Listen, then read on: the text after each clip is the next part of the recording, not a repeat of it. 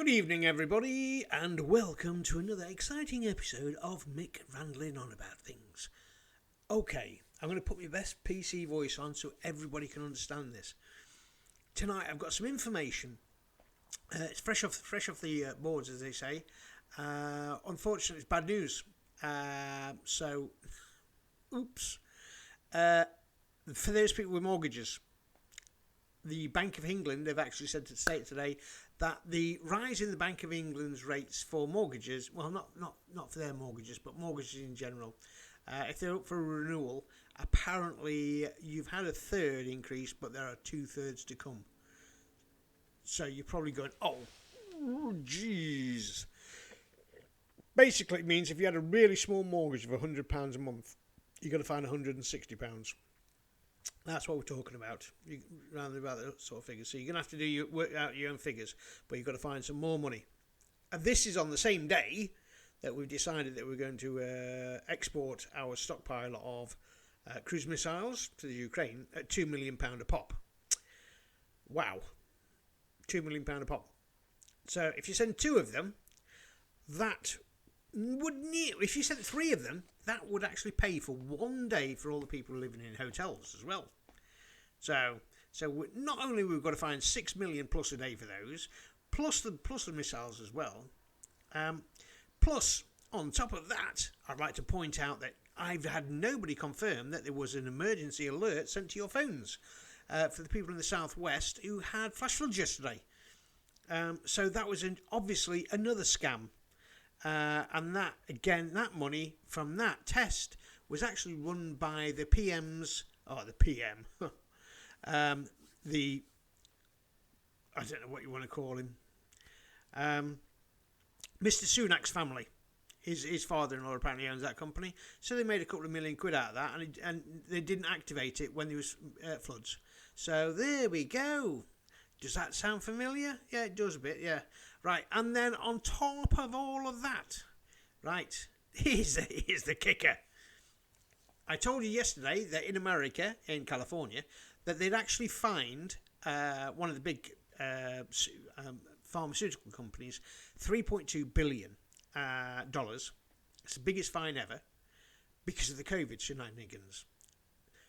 Now, there is also, it's starting to filter down now, people are starting to be arrested, people who were part of it, and you knew what was going on. So that's in America at the moment, so we know that that's going to actually come over here as well. So I'm sure the police will now be starting to look and going, right, we need the evidence, we're going to be pulling people in. Now, if that's the case, I'm expecting a lot of MPs to get on planes and vanish over the next couple of months or weeks. We know already that a lot of them have said that they won't be standing again in the next election. So if you take into account, let me put the political stance of the UK at the moment. They had a local election the other week, and the Tory party lost 1,036 seats, councillors. Yeah. Now we'll take in the MPs. We know that 60 of them aren't going to be re-standing. They've had enough and they're finished on the next one. You've also got the other ones who have decided they're going to go over to Reform because they've had enough of the shenanigans as well. So their allegiance is no longer counted as well. Then you've got a certain amount of them who won't be standing for other various reasons as well as that, and those who are possibly going to be prosecuted as well by the looks of it as well. If they've got anything to do with that, they'll probably be looking at some jail time as well. So there we go. So we're actually looking realistically, and remember my for those who've watched my forecasts on the future, you'll go, well, Mick was right again. He was right. I have a very high count of being right for speaking mind and saying it like it really is. I think the Tory party could actually literally be sharing a taxi or a 12-seater bus to go into work after the day of the general election next year. So that's how bad it is. And the rest will be hiding their heads in shame if it comes out as bad as they think. So, So it's big news. So unfortunate problems with the mortgage, but the government now needs to start putting stops on spending. I know you're saying stops on spending. You're going to go, well, we're going to right. Okay, let's put it in perspective. Right, 58 billion is what the top of what they suspect was taken for PPE in the COVID scandal. 58 billion. On top of that, you've got 6 million a day, which is another 2 billion a year, putting people in hotels. And then on top of that, you've got the arms industry as well, giving away our arms. We haven't replaced it. I'm not saying don't. I'm just saying you can only give away. If you give away all the guns to your own army, you haven't got an army. Yeah. So we've got to make sure we still have a defensive army. So you can't just give everything away. I'm sorry. And as well as that, every time you fire one of these missiles, it's £2 million. £2 million. One of those. Give one of those. I don't know if they're being paid for or not. I don't know. But one of those, or one or two of those, would put our troops that are living on the street. That'd put them in housing. You know, it's not rocket science. It's not rocket science. The Tories are not doing anything for people to believe in them. The only thing we believe is that they're a bunch of crooks.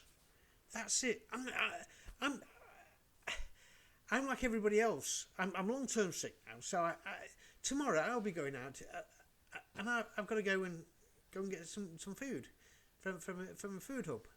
So you know, I mean, I'm not rich or anything like that. So, and then on top of that, you've got the electricity and the gas. I found out last week, and I'll tell you my circumstances. I found out last week that my gas bill, they've not taken the money. I've been paying direct debit for this. They've not taken any of it for 6 months. So it's all sat in this big lump sum in British Gas's money box, earning interest for them. And they took it out today when I said, no, I can't pay you by direct debit this month. I haven't got enough money in the bank. So they went, okay, right. So they took the bills out, sorted it all out. Turns out I was in credit. So because I've been trying to pay all the bills. So I've paid all the bills. So I was in credit. And they went, oh, yeah, but... I was like that, but you were going to take more money out of my bank today. But I was in credit here. Incredible.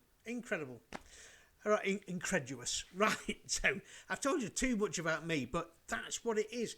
It's about being upfront and honest to everybody. If nothing else, anyone who watches my channel know that I'll always answer the questions as much as I possibly can. And if I have to give a little bit of information about myself, I will do. I have nothing to hide. So I'll be open book policy. That's what MPs should do. They should tell the truth. That's what people want. All right. I'm not going to bore you anymore. I hope you have a lovely night. I hope I've been giving you a bit of good, bad, or indifferent news. So, but take it easy. Have a lovely night. And I look forward to a sunny weekend. Ta-ta for now.